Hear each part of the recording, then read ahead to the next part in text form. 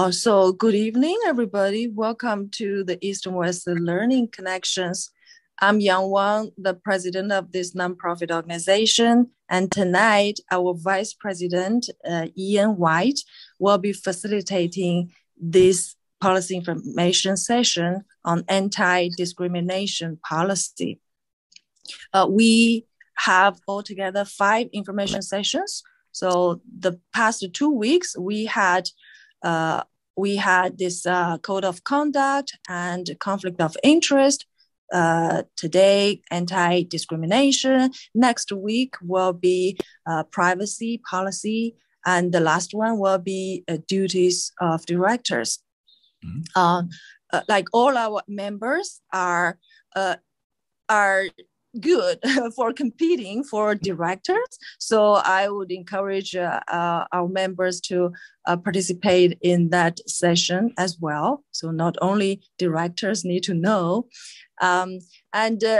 Ian is the president of Canadian Council of the Blind, Toronto Visionaries. And he joined our board as vice president. Before that, he came to our organization as a guest speaker for a couple of East and West dialogue events. He is just a great leader. He helped us draft all these policies that will guide our organization. It's our principles. So without further ado, over to you, Ian. Thanks, Yang. Welcome, everybody. It's great to be here again tonight. This has been a really fun series for me because sort of going through the policies and talking about how they work has been really illuminating, because it's a great opportunity for everybody to sort of look at what the organization aspires to and really sort of get to grips with some of the underlying ideas. Some of which are deeply entrenched in Canadian society, and some of which are still perplexing even to Canadians. So there's a lot of stuff going on. One of the things that I did want to start with, which I actually should have started with on the previous 2 sessions, is that anything that's said in these sessions is really for information purposes only. It's I am in no wise a lawyer. And nothing that is said here should be construed as legal advice. So I just wanted to make that disclaimer off the top. But it's been a really interesting process for all of us on the board to go through, to sort of have a look at other organizations, their policies, how they're structured, what kinds of things that Canadian organizations sort of look at in terms of publishing policies and letting everyone know what kinds of behavior are acceptable and what kinds of behavior are not. And a lot of it is grounded quite deeply on a number of pieces of legislation, which I'll get to in a minute. But I did want to just mention briefly that the text of the policy is up on our website, as are all of our policies, actually. So if you wanted to go looking for that and follow along with it, if you go to eawlc.org and look for our policies, you'll find the anti-discrimination policy there. So in sort of high overview, one of the things that's important to understand about policies is that in addition to our vision, our mission, and our bylaws, policies really, they're the corporation's values. They're sort of what we believe in and how we wish to behave and how we wish to be perceived. And really, anti-discrimination is a central idea in sort of structuring how we set up the mission and our vision. Being a sort of cross-cultural learning, facilitating organization means really at bottom that we want to introduce people from different cultural backgrounds as equals with interesting things to say about their lives and interesting perspectives in their own right, all of which need to be respected. So one of the things that an anti-discrimination policy really is meant to do is create a feeling of inclusion. And that's really fundamental to who we are and what we're trying to do. And it's an attempt to foster mutual respect and understanding, which again is just deeply embedded in the core of our mission. So what is our policy based on, the anti-discrimination policy that we've adopted? It's primarily founded on the Ontario Human Rights Code, which itself is grounded on the Canadian Constitution and the Charter of Rights and Freedoms. I'll talk a little bit about that later. And that charter is largely grounded on an even broader document, which is the United Nations Declaration of Human Rights. And that was put out in 1948, I believe. So yeah, in 1948, the Declaration of Human Rights was endorsed by the United Nations. And you can do searches for all of this stuff online. It's all available. So if you wanted to find the Human Rights Declaration, you can find that at un.org. And if you go to English and About Us, and I think it's just called Declaration. But if you just search Declaration of Human Rights, United Nations, you'll get it.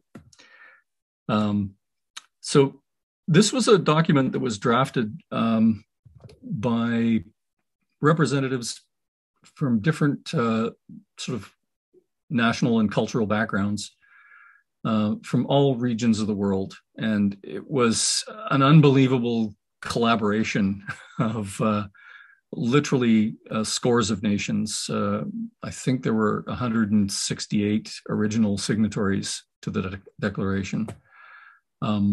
It's been translated into 500 languages so that it's easily available and understood by different language speakers. And what it does is it sets out fundamental human rights, things like security of the person, equality of all people, access to education and employment as sort of being elements that respect the dignity of human existence. And it's really a broad, wide-reaching declaration that does everything from talk about banning slavery to affording people the right to free elections. It covers a lot of ground. There are 29 articles, and it's actually the last one that I just want to focus on briefly, which is that everybody is entitled to all of the rights that are outlined in this declaration, subject to the following limitation, which is in the 29th article. So what Article 29, subsection 2 says is, in the exercise of his rights and freedoms, everyone shall be subject only to such limitations as are determined by law, solely for the purpose of securing due recognition and respect for the rights and freedoms of others, and of meeting the just requirements of law, public order, and the general welfare in a democratic society. And that's an awful mouthful. I had to read that carefully. And really what it is essentially saying is that it is within the jurisdiction of each nation to set out laws that preserve and protect these human rights, subject only to the limitations that that are caused when one person's individual rights conflict with another person's individual rights, or that are meant to maintain general common order. and so let me think of an example. If my right to access to a service is infringed because you have a particular religious belief and I'm doing something in your shop that contradicts that religious belief, then we have a conflict, right? Because I'm demanding service as is my right, and you're trying to protect your religious rights. And so those two rights come into conflict. I actually came across an incident a little while ago where a blind person with a service animal, a guide dog, went into a medical clinic, and the clinician, the resident on call, was an observant Muslim. And part of the Islamic faith is that dogs are unclean. And so there were attempts to mitigate this by having the guide dog wait in the lobby, and that didn't work because the person with the visual disability needed the guide dog to get into the examining room. And there was this whole debate that happened because on the one hand, someone's religious rights were being contravened, and on the other, someone was denied access due to disability. And those two are both protected under the Canadian Charter and a lot of the human rights legislation. So there's just one example of how things can go crazy. So what happened? What happened at last, Ian? So I'm not certain if it ever actually went to court, but there was actually a lawsuit threatened. I think that the argument from the doctor's side was that if he came into contact with the dog, he would then be in a situation where he was unclean and unfit to carry out his duties as a doctor, which means he would have to leave his post, and he was the only doctor on call there at the clinic. So it would basically mean closing the clinic. And there were other people with medical issues that needed to be addressed. And so there was an argument for undue hardship. And a lot of what you'll find, you'll hear this term used a lot in discussions of human rights. There's an obligation to accommodate someone's rights up to the point of undue hardship. And if you want me to define that, I can try. But basically what it means is that we as a society at all levels have an obligation to accommodate each other's human rights up to the point where we ourselves are sort of putting ourselves or our business or something like that in jeopardy. So undue hardship is a pretty high bar. It's not easy to sort of claim undue hardship and say, oh, well, I would, have to hold my breath for 5 minutes or something like it. It's not trivial. The end result was that the people looking for medical treatment didn't get their treatment, and lawyers got involved. So I'm not really sure what actually ensued from that particular example. But interesting. Yeah. The thing is that, and what's clear in the UN provision is that federal and provincial jurisdictions can sort of define laws around when a society's interests outweigh the interests of the individual, and I think we're all familiar with those kinds of interests. I think of a very simple example, like you're not allowed to, engage in noisy behavior between certain hours of the evening because your right to make noise is countermanded by everyone else's right to sleep. And so local jurisdictions will say things like, after a certain time, we'll have a noise bylaw in place. And if you break that law, then you're subject to fines and et cetera. That's probably not a great example, but it's all I could think of at the moment. But the idea is that federal and provincial legislatures, they can limit fundamental rights only if the government can really demonstrate that the limit is reasonable, that it's prescribed by law, and that it can be justified in a free and democratic society. So that's sort of the general sort of underpinning of when a government will step in.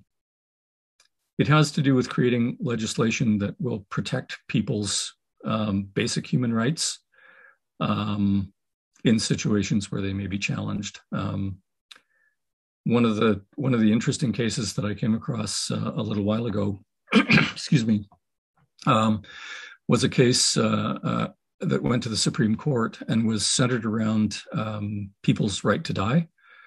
There was a case in the 1990s.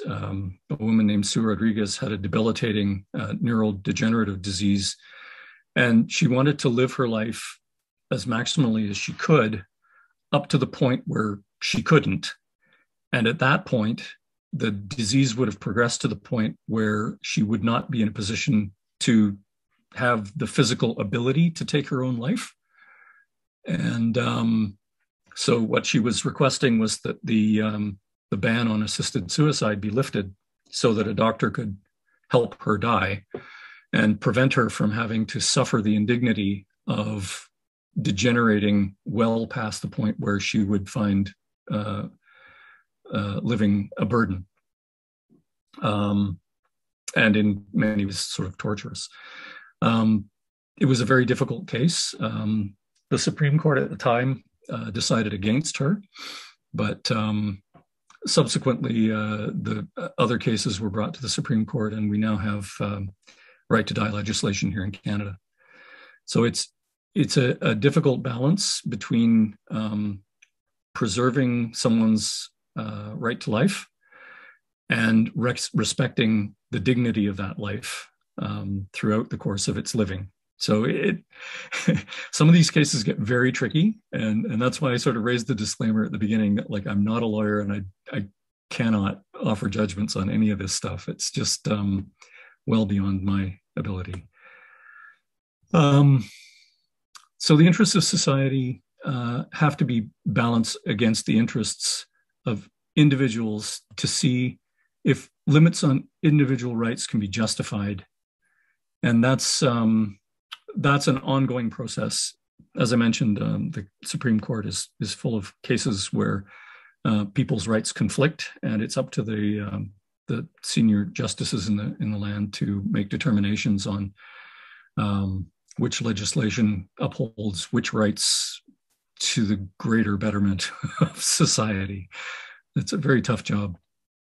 But at bottom, what it means is that to live together, my rights are balanced off against your rights.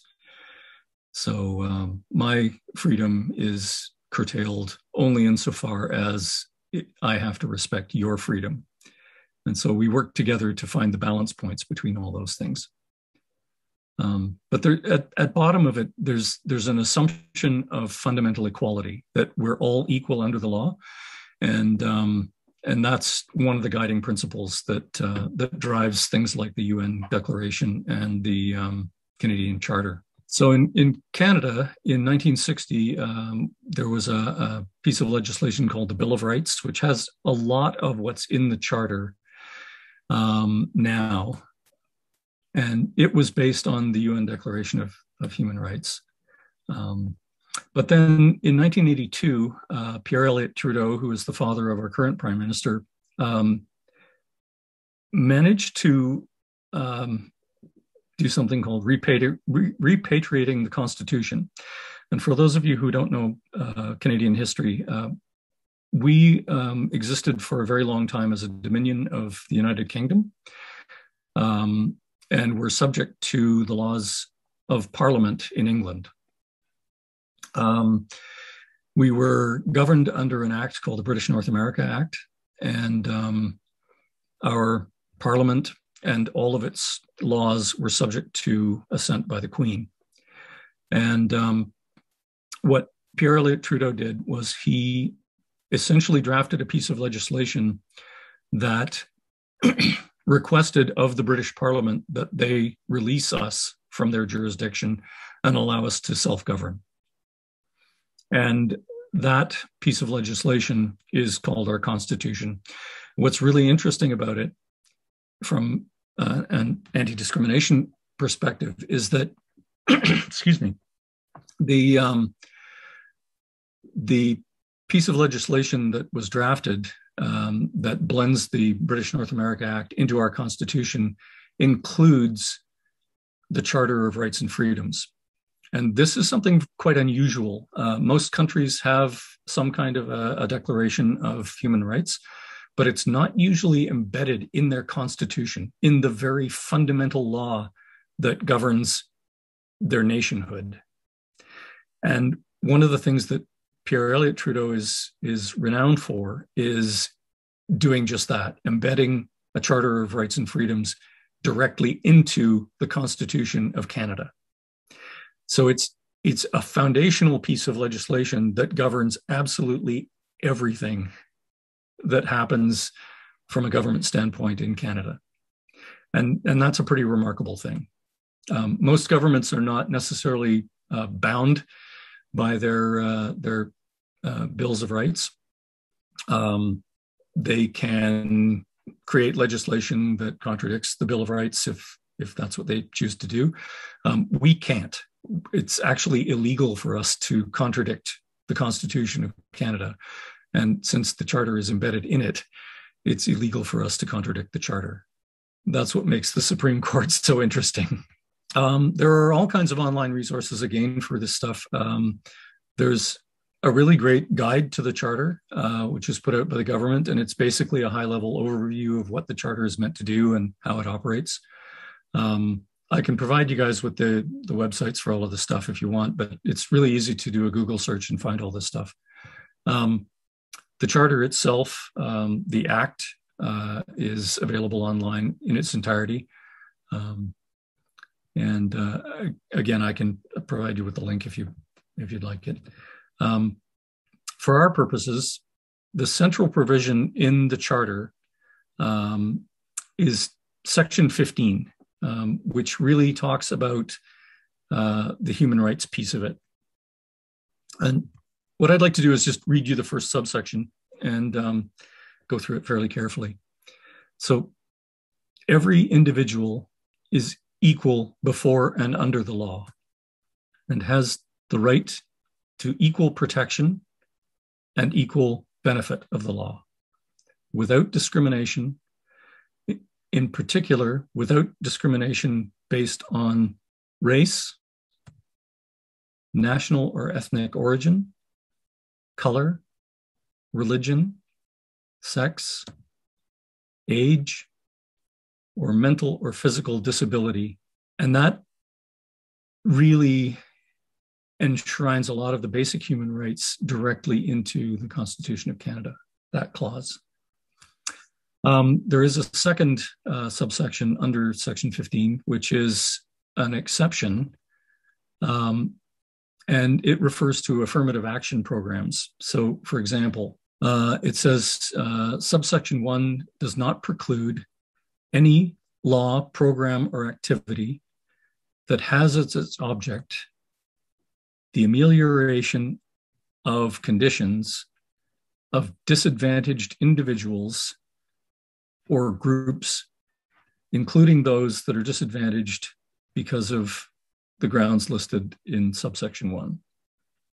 So basically what that means is that if you treat people unequally, you're justified in doing that just so far as what you're trying to do is actually enhance the dignity and the human rights of the people who are disadvantaged and bring them up to an equal status with their peers. So that's okay. You can treat people unequally if that's your objective. So it's an interesting caveat on the original statement. In 1962, Ontario passed the Ontario Human Rights Code, and it was subsequently updated in 2013. So again, if you're looking for resources, if you go to OHRC, that stands for Ontario Human Rights Code, ohrc.on.ca,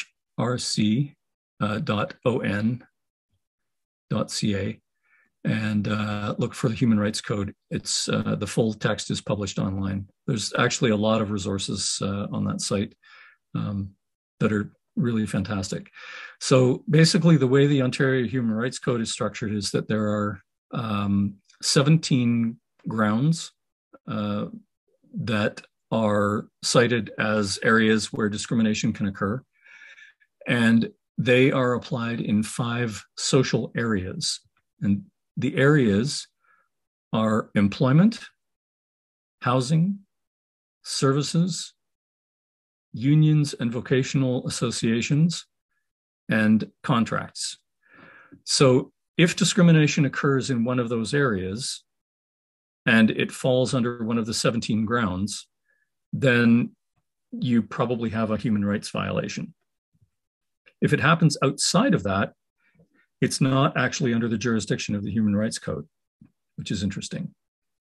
So, for example, basically it has to fall within one of those 5 areas and within one of the 17 grounds. So, for example, if a stranger on the street says something derogatory to you based on your sex or your race or your age or any of the grounds that are covered, the Ontario Human Rights Code doesn't really apply there because you're not in an employment environment, or you're not signing a contract, or any of the other 5 social areas that they cite.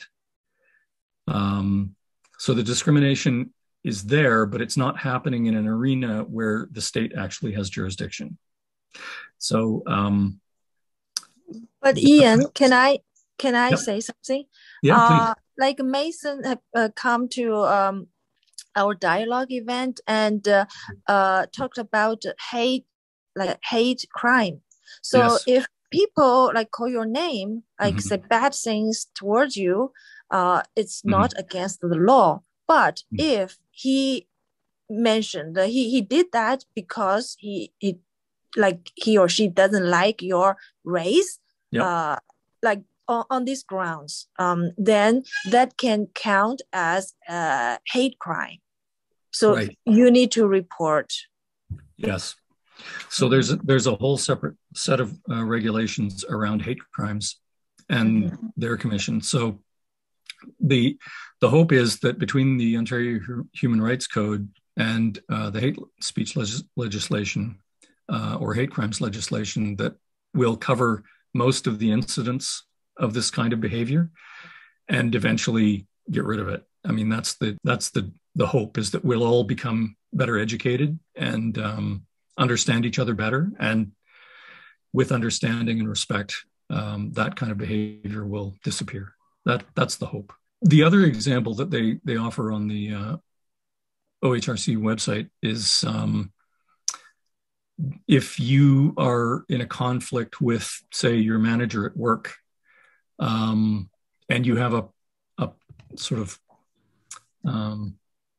if you're treated differently in your job because of a personality conflict, right? If you just don't get along with your manager, that's not discrimination, because the treatment isn't directly related to one of the grounds that's covered in the code. So again, it's about teasing out sort of scenarios and trying to make sure that, you know, what's happening is actually discrimination.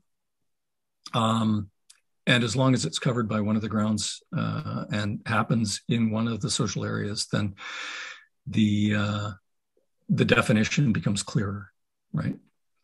So if your disagreement with your manager is directly related to your age or your race or your sexual orientation or something like that, then that might constitute discrimination. But if it's just you don't get along because you disagree about how to do your job or how they do their job or the working conditions or whatever. That's got nothing to do with the Human Rights Code. So a couple of examples that they offer on the website are things like if you make a rule at work that says no employee can come to work with a head covering, like a hat or a helmet or I don't know, a Aboriginal headdress or something like that. You might inadvertently also capture people who cover their heads for religious reasons. And then you have a conflict of against one of the grounds in the code, which is that you're not allowed to discriminate against people based on their religious observance, right? So you have to be willing to adjust regulations. If you don't want people to wear hats, you have to say you're not allowed to wear a hat. But religious head coverings are okay. Or if a building owner says he'll only rent to a certain ethnic group, that is clear discrimination under the code, because you're not allowed to discriminate based on people's ethnicity. So if someone of Jamaican heritage owned a building and they said, I'll only rent to Jamaicans or Jamaican immigrants, that would be a clear violation of the ethnicity provision within the code. So that sort of gives you a couple of examples of the kinds of things that the code covers and the kinds of things that it doesn't. So let's take a look at our policy and how it's crafted. So the first thing that's important to know is that it's crafted in a way that's meant to respect the Ontario Human Rights Code and its provisions. Obviously, being an organization that's operating within the jurisdiction of the province of Ontario, we have to respect the laws of Ontario. And the Human Rights Code is clearly one of those pieces of legislation that we have to respect. So who does the policy apply to? It applies to all of the directors on the board, including Yang and myself and all of the other directors. And it's meant to apply to all of the organization's volunteers and members as well. And the reason for that is that it's meant to ensure that everyone who comes into the organization understands that we, as an organization, will uphold the Human Rights Code and will respect each other's dignity as people under the law.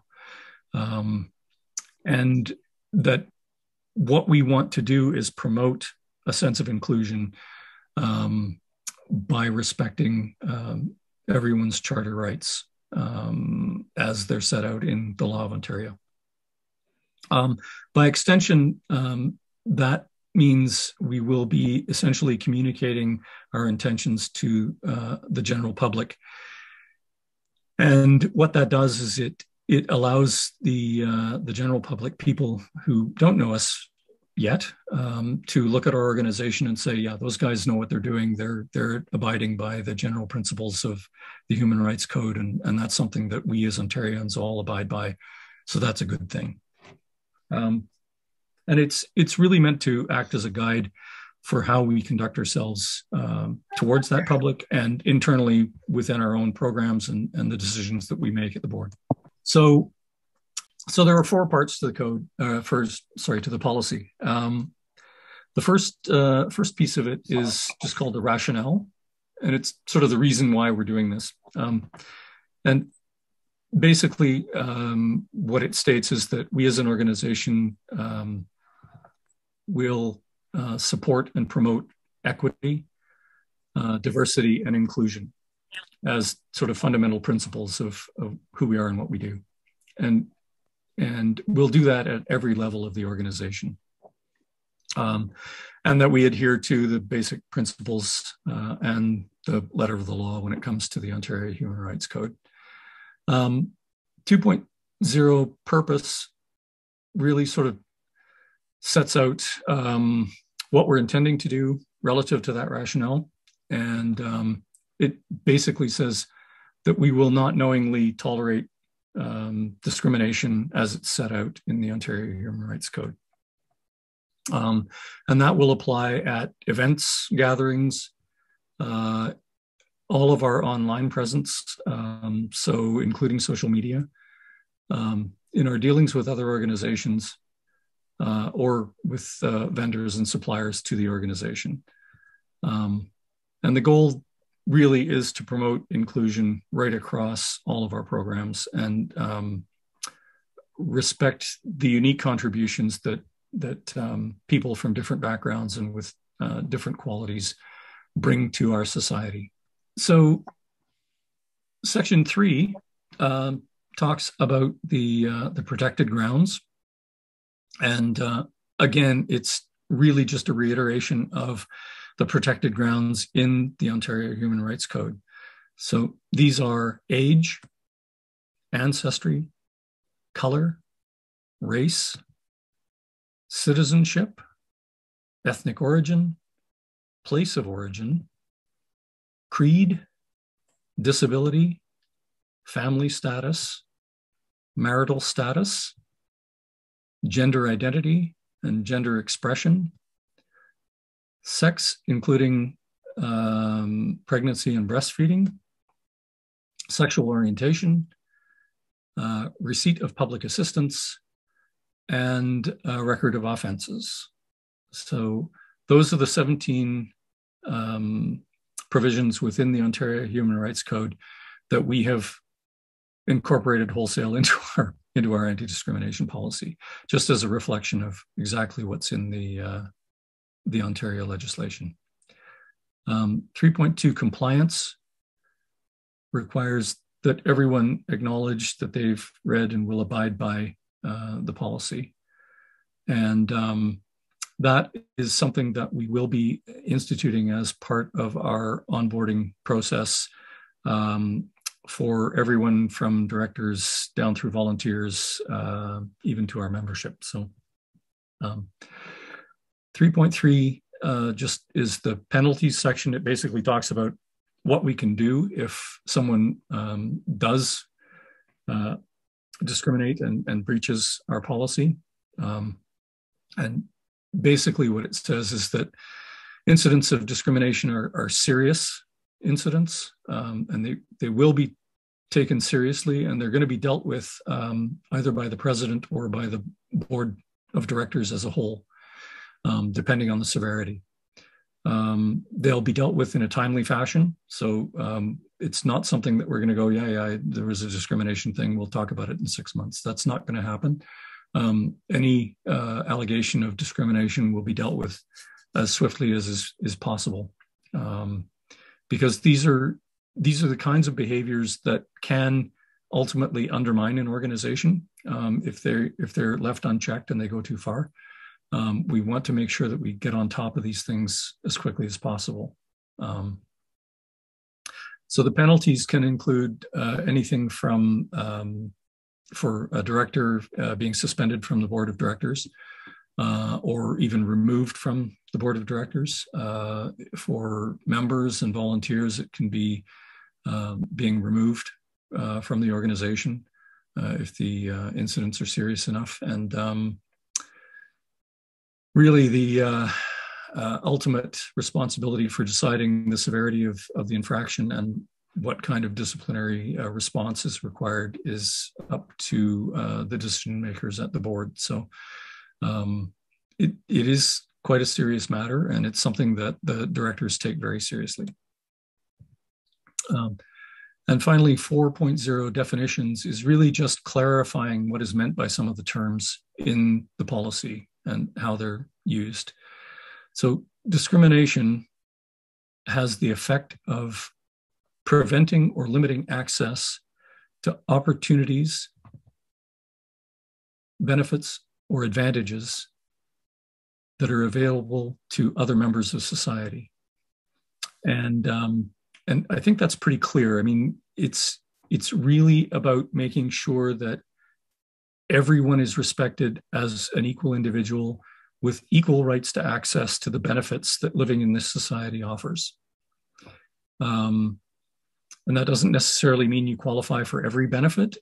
what it means is that you have equal opportunity and equal access to those opportunities. So one of the things I wanted to just note under that head was that relief of hardship or of disadvantage does not constitute discrimination. So for just as an example, if an organization such as ours makes special provision for people on low incomes to allow them access to programs that otherwise might bear a cost, for the people who can afford it, there might be a fee involved, and an organization might decide that for people who can prove that they are economically disadvantaged, that they should have equal access to that program despite not being able to afford it. So they might, for example, discount the fee or waive it altogether to allow everyone to have access.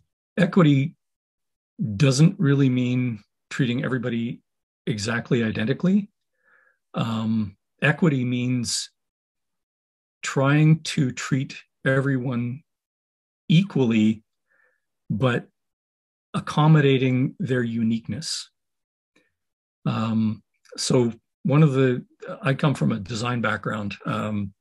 In my previous working life, I was a commercial interior designer, and one of the principles that we always strove for was what's called universal design, which basically means that you design spaces or furniture or objects in a way that as many people as possible can use that thing.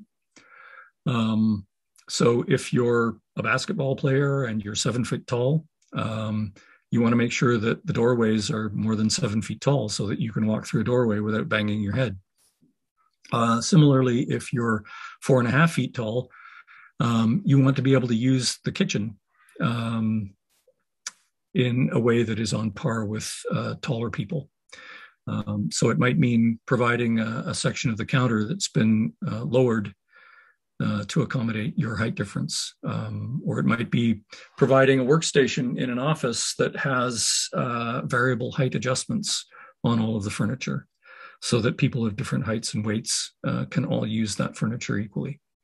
So it's those kinds of ideas that are built into the idea of universal design, which is essentially a principle that allows us to treat everyone slightly differently, but equally, if that makes sense. And I think the last definition in the policy is really the one that I think is fundamental to who we are as an organization. And it's a definition of inclusion. What is defined in the policy is that inclusion is the creation of a climate of understanding and mutual respect for the dignity and worth of each person, so that each person feels a part of the community and is able to contribute fully to the development and the well-being of that community. I think that's, in sort of summation, that's sort of the underlying principle that drives all of this. It's about respecting people, respecting their right to human dignity, respecting the differences among us, and trying to treat us all as equally as possible and include everyone. So that sort of takes us to the end of the actual policy itself. And what I would love to do now is just open things up and field questions, or if you have comments about the policy or the direction that the policy takes, I would be happy to hear your thoughts. We do not tolerate any discriminatory behavior or comments, but sometimes people make inappropriate comments or do something inappropriate. One of our missions is to help educate ourselves and our members and the public to understand that the diversity and inclusion, anti-discrimination. Sure. So what would be the best approach to serve the purpose while also conform to this policy. If a member or even the director, volunteer makes inappropriate comments or do something inappropriate. Again, I'm going to react to this as an individual. I'm going to sort of take off my director's hat for a minute because I don't want to get in trouble with the rest of the board. But I think, in my view, the best approach is to just call it when it happens. Just take the person aside and say, that comment was not really appropriate. Here's why. And point back to the anti-discrimination policy and say, what we're trying to do here is respect everyone's dignity, respect their background, respect their right to hold opinions. But we want to do that in an inclusive way. We want to make sure that, we're not contradicting people's basic human rights. And again, I think it's subject to a certain amount of interpretation based on the provisions in the Ontario Human Rights Code. So if it is something like a racial slur or a sexual innuendo, something like that,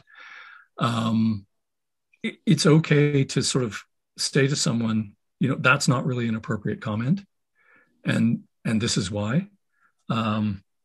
And if the person persists, then it's a matter to be reported to the board, specifically to the ethics executive, who is either the president, or if it happens to be the president who's the subject of the allegation, then it's brought to the board in general, and the directors will decide on what to do. Okay, thank you. Does that help clarify? I mean, please feel free to argue the point. This is an open discussion. I'm not sort of setting down law here. I'm just sort of, making interpretations on the fly, and they are subject to challenge. They're subject to discussion. So please feel free to jump in. Yeah, I think it's important to point it out, let people know, unless it's very severe. It's very severe. Yep. So it depends, right? Yeah. One of the things that I have discovered in the sort of reading that I've been doing and in discussions with a number of folks, I actually have a friend who is a human rights lawyer, and she says there are no hard rules. Like, it's all interpretation, and it's all based on case law.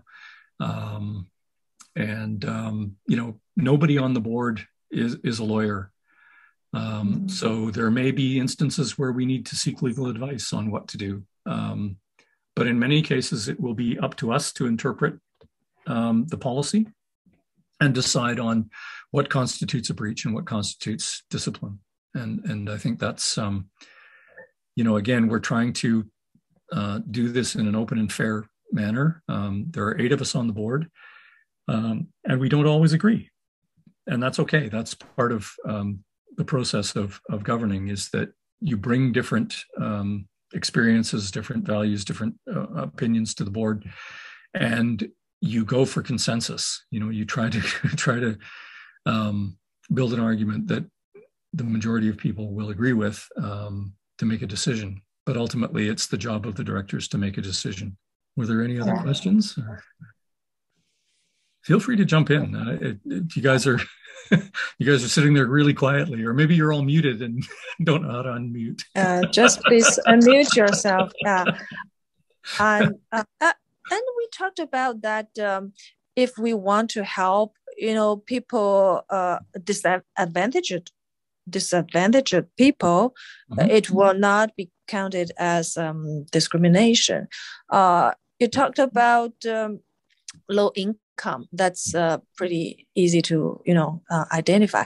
But how about race? If you develop some program to help a group of minorities, then would that cause any trouble, or what what should we do when designing a program to target?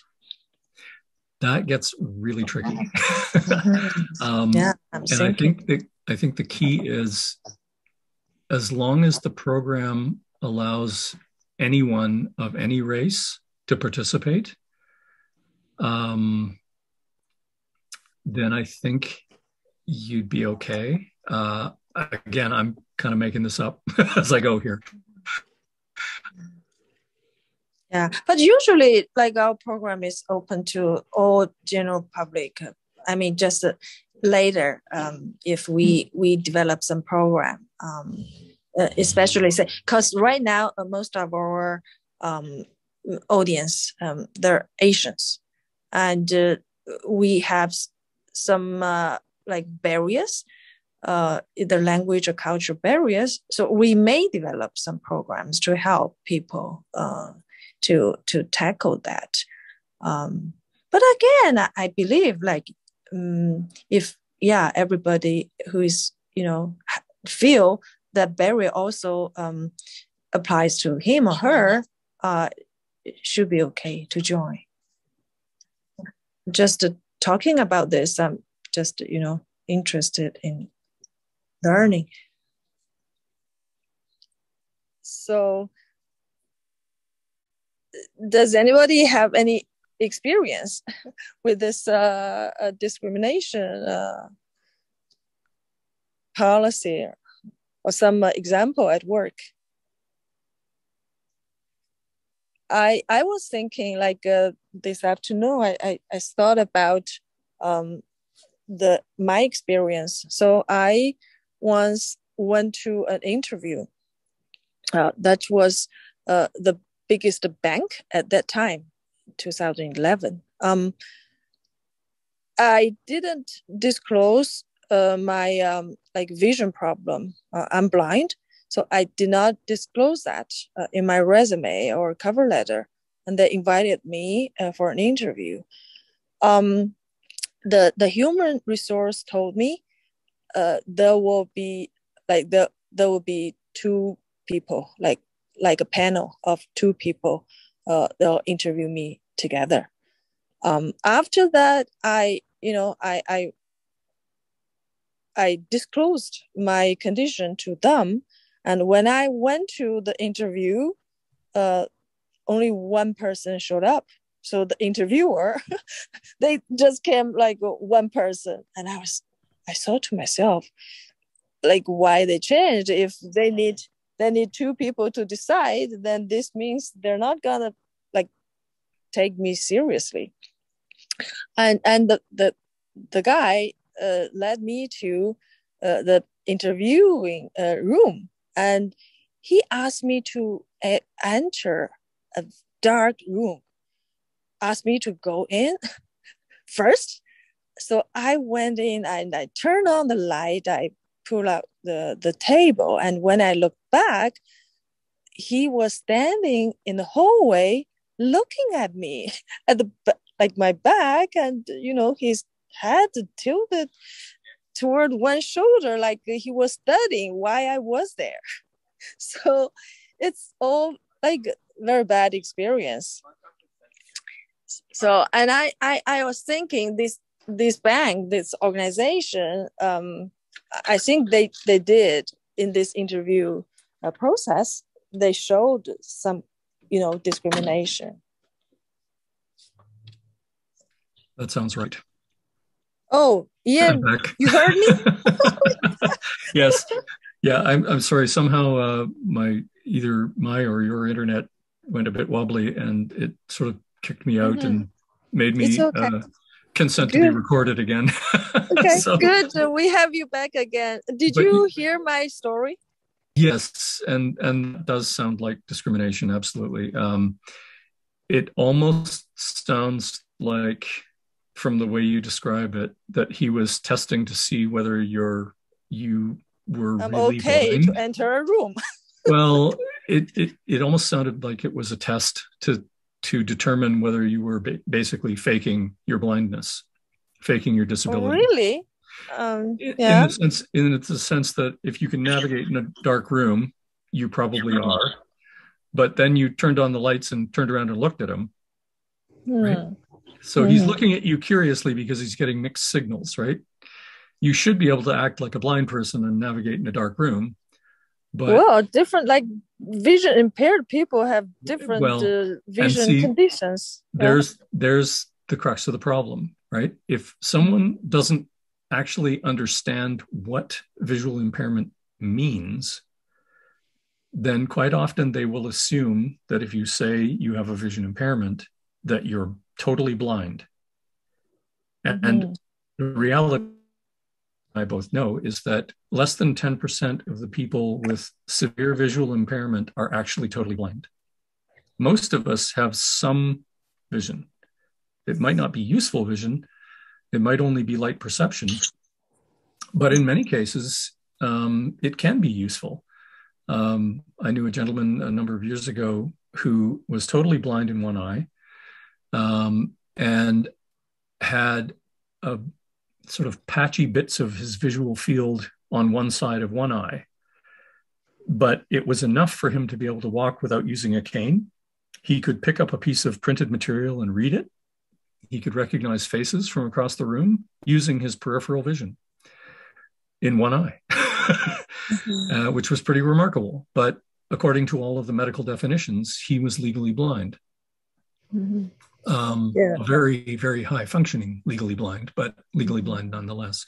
And it's those kinds of examples that confuse the general population, because there's an individual who doesn't act blind, doesn't look blind, but is. But when they knew I have vision problem, they just came one person. So that means they beforehand they have decided they're not gonna hire me. So anyway, I was thinking this, my experience, and I said, okay, our organization cannot do that. So like this action, their action of showing up, only one interviewer says something, right? Says, and I could use that as a case to go against them. So can you think of something? Because many of us came from a very different culture. So maybe sometimes people are not aware of some comments they make, some they do. Maybe they're not aware of, but it is discriminatory. Right. Can you think of something you see in immigrants, or something you can think of, some examples to show us? If you were to show up as in for an apartment in a building, and the owner or the agent were to say to you, oh, this is not really your neighborhood. This is not really where you want to live. You won't feel comfortable here. That's an obvious statement of sort of a racial thing, right? Because they're judging you by how you look, not by who you are, not by who your friends are, not by how long you've been here. You could have been born here. These could be your people.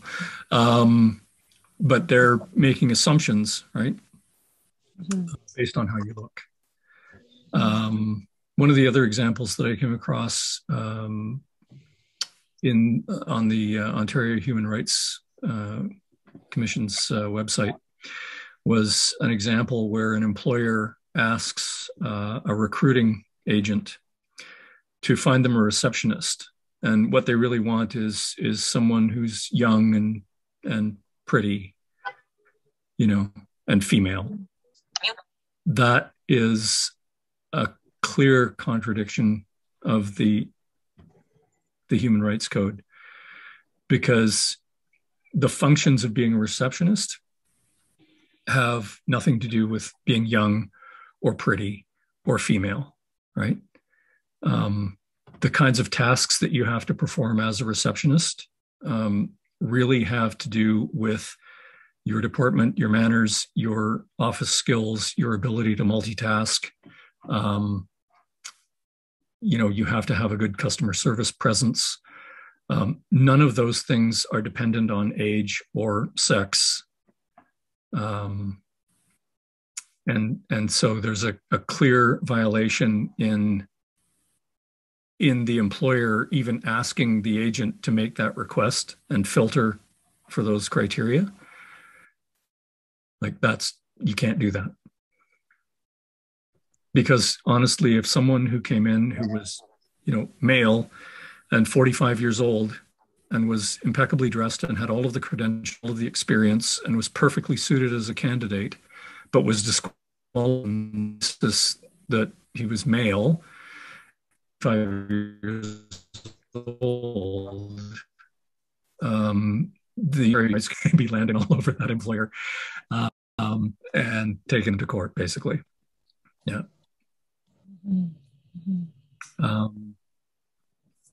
I have seen people be dismissed from employment or have had contracts terminated because of their sexual orientation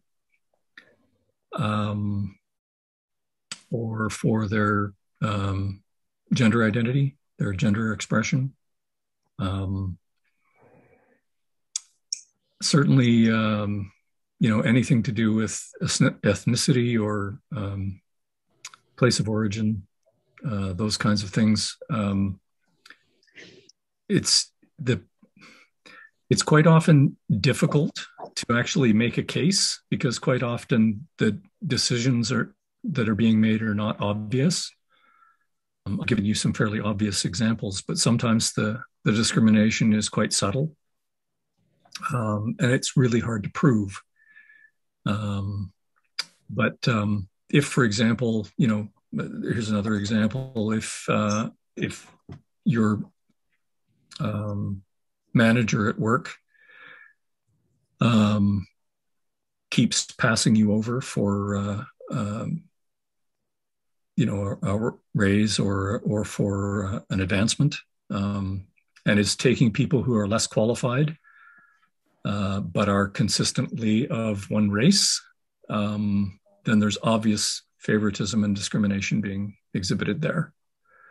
Again, it might be tricky to prove, but those are the kinds of patterns that you look for, right? Mm-hmm. Yeah, you need to collect proof over time. Yeah, mm-hmm. Yeah, and often it needs to be a repeated behavior, and that's actually something that the code talks about, is that it's much easier to make a case if you have multiple examples of the same behavior.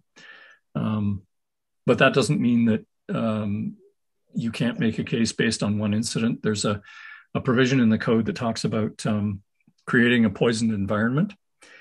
And basically, after one incident, if the environment around you becomes so toxic that you can't function, you may have a human rights claim to make. Mm-hmm.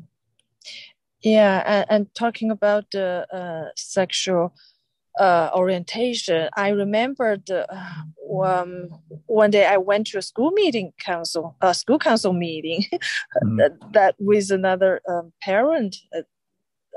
So that parent, he was a Christian, mm-hmm. very and at that time, several years ago, Ontario was talking about introducing this new textbook education, like sex education. Exactly, yeah. Mm-hmm. Yeah, and talking about the homosexual, and he was so angry. Mm-hmm. He kept and he was shouting like, "This is crime," something like that. Mm-hmm. So yeah.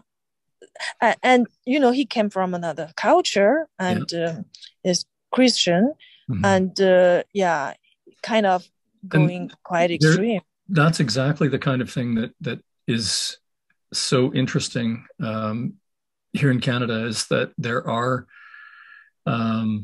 people who hold objects of faith, right? Like mm-hmm. that homosexuality is a crime against God, and yet from a legal standpoint, homosexuality is not a crime, right? Mm-hmm. Same-sex marriages are recognized here in Canada. Same-sex unions are respected. Same-sex couples are permitted to adopt children and raise them. And I'm sure, Christians, devout Christians anyway, across the country probably grind their teeth and, just assume that the whole country's going to hell. But these are the tensions that exist here. The right of one person to practice their religion does not mean that they can infringe on another person's basic human rights with respect to their sexual orientation. And so we live in a state of tension, right? Mm-hmm. Yeah. So does anybody here have any questions, or you have some experience you would like to share with us? I would love to hear any of your experiences, or if you have questions or comments, please join the fray. No, really, it's one of the things that I find most interesting about these sessions is when people do get, involved and they do sort of share their experience, because it's a learning opportunity for me. It's a way for me to sort of contextualize some of the things that I've been reading and to hear firsthand experiences. One of the things that is kind of challenging is that, I'm an Orthodox guy, which basically puts me in the most privileged class on the planet, I'm not discriminated against because I'm female. I'm not discriminated against because I'm, from another culture or race. Anglo-Saxon is the dominant sort of culture that came over from England. And, I'm embedded in the majority, although that's shifting pretty rapidly in Canada now. I think something like 2/3 of the Canadian population is now not Anglo-Saxon in origin, which is kind of cool, actually. We're getting much closer to a perfect blend of what's out there in the world, which is exciting times. It's fun. It's going to be interesting to see how things develop over the next couple of decades. Yeah, so one of the questions I collected there is about this, one of the 17 grounds, the last one, record of offenses. Yeah. So is it proper for an organization to require its directors or members or volunteers to be non-criminal? Mm-hmm. And especially if they need to help the vulnerables. Right. So there's sort of two sides to this. One is it's the provision for not discriminating against someone who has a criminal record that has been pardoned is one piece of it. So it doesn't actually say that in the code, but what it does talk about is the idea that if someone was convicted of a crime and then the state pardoned them, so basically wiped that criminal conviction away, you're not allowed to discriminate against that person based on the fact that they were once convicted. Okay? If they are a practicing criminal, then as a director of the organization, you have a duty of care with respect to the organization to make sure that people who behave badly don't have access to the assets of the organization or to sensitive information, or are able to sort of influence the critical decision-making that has to happen as part of the good governance of the organization. So there is a duty that suggests that it's a really good idea to check whether particularly your directors have a criminal record, like an active criminal record. What I'm a little unclear on, and I don't have a clear answer to this, is if someone was convicted of a crime and went to jail or paid their fine or did whatever they were required to do as penalty, whether that then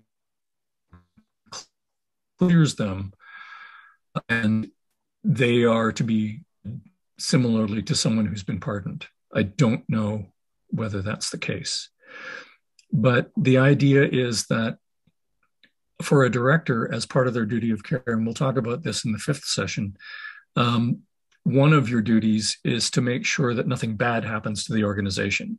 And so if you unwittingly or through complacency allow a criminal or criminals to inhabit your board of directors, or to act in critical positions of authority within your organization, even as volunteers, you are essentially not carrying out your duty, right? As one of the caretakers of the organization. Does that answer the question?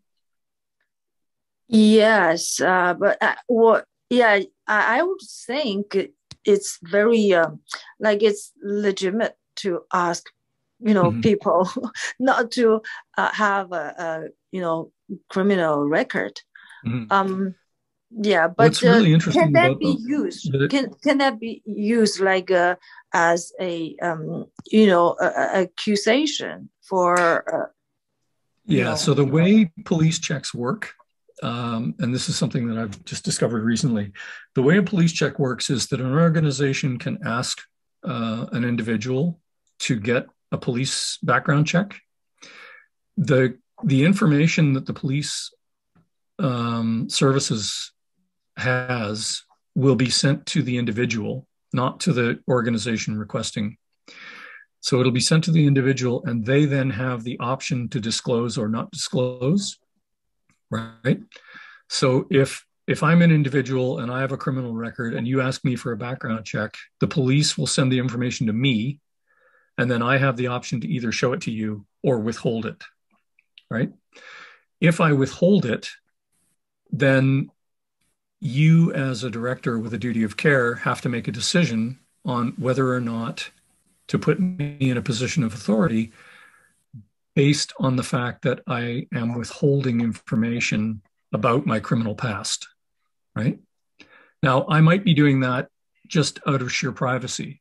I might have a clear record. I might just decide that I don't want to share that with you, right?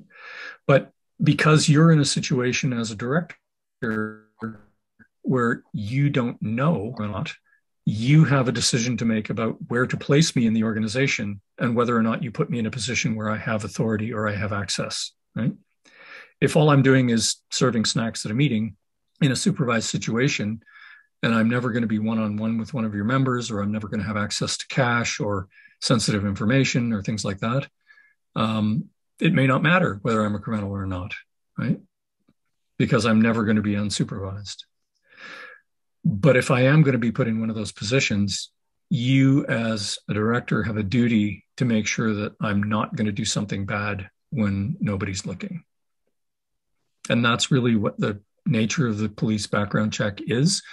It's an opportunity for the individual being considered for a position of authority to choose to disclose information about their background that will assure the decision makers that they are trustworthy.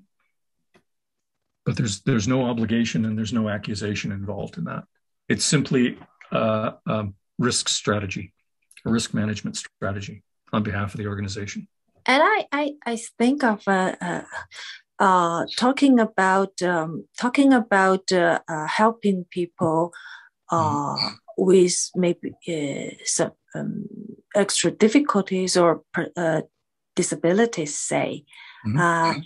You will need that extra, sometimes you need to go that extra mile or make some more efforts. So you need to use resources to help people, disadvantaged people. So what would be the mindset behind that?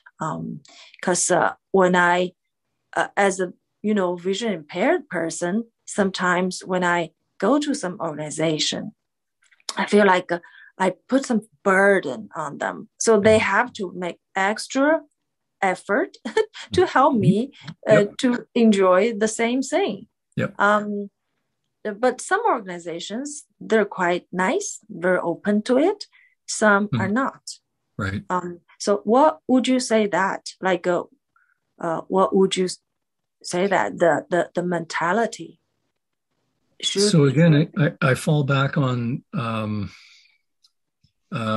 of the things I've read from the Ontario Human Rights Commission website, and they talk about accommodation up to the point of undue hardship. And basically what that means is, say you're a business and you're hiring someone, and the candidate that you're considering, or even if it's an existing employee who becomes disabled, you have an obligation as a business owner to do everything in your power to accommodate that person, up to the point, almost to the point where your business will fail if you go any further. It's a pretty high bar. It doesn't always cover that. I mean, quite often there's sort of mediated settlements where both parties agree on what accommodation is reasonable. But according to the tenets of the code, that's sort of the measure of what is acceptable and what's not. If you simply say, this person needs a different kind of desk and we can't afford that, and you're, a company that's, got a $10 million profit in a given fiscal year, the courts are going to look pretty badly, right? They're going to say, no, you have more than enough money. You can afford a desk. You can accommodate this person, right? And I think, in terms of how we operate as East and West Learning Connections, we need to strive to do everything we can to include disable, right?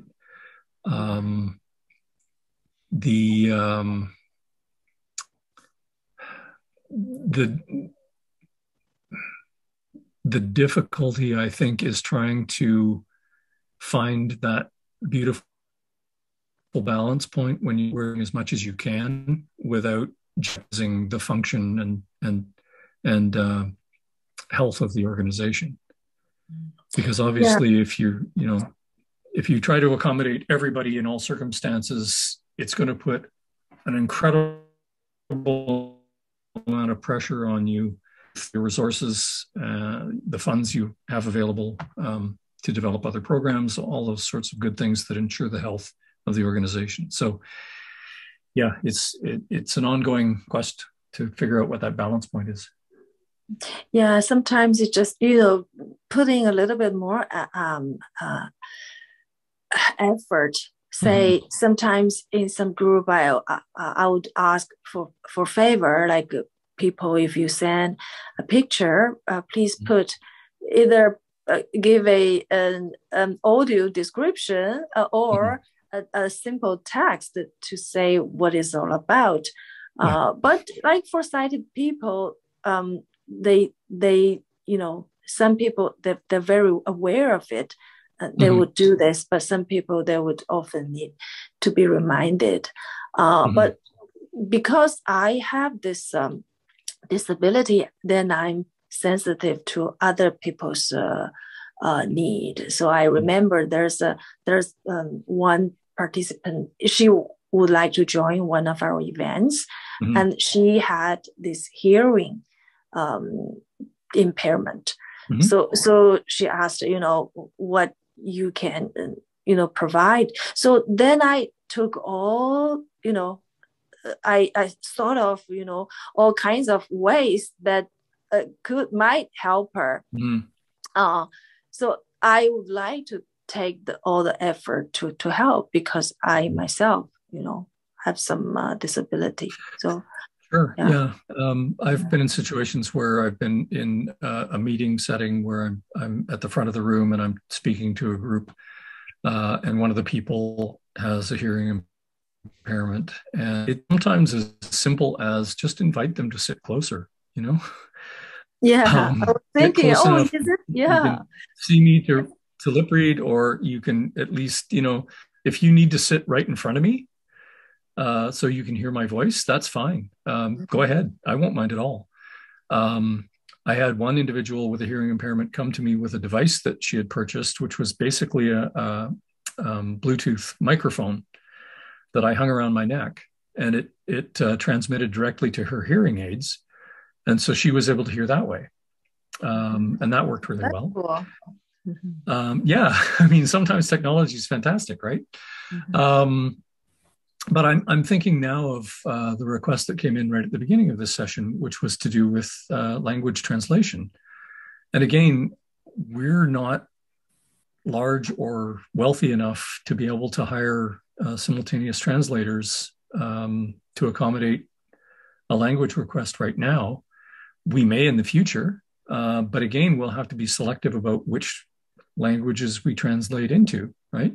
Because if we build an organization that is truly multicultural, we may have dozens of different language speakers who are not familiar enough with English to be able to listen to a presentation like this without translation. So then are we in a position where we have to provide simultaneous translation for a dozen different languages for every presentation? That might be the point of undue hardship, right?